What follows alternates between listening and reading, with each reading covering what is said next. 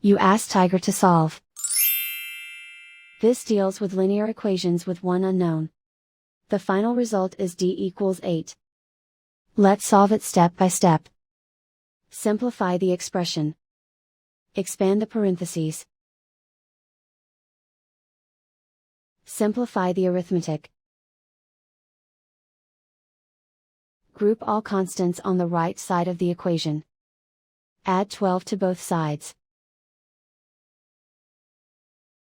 Simplify the arithmetic.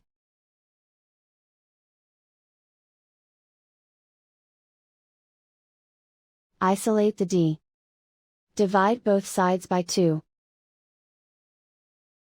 Simplify the fraction.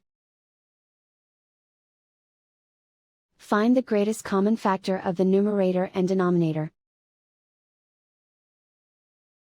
Factor out and cancel the greatest common factor. And so the final result is d equals 8.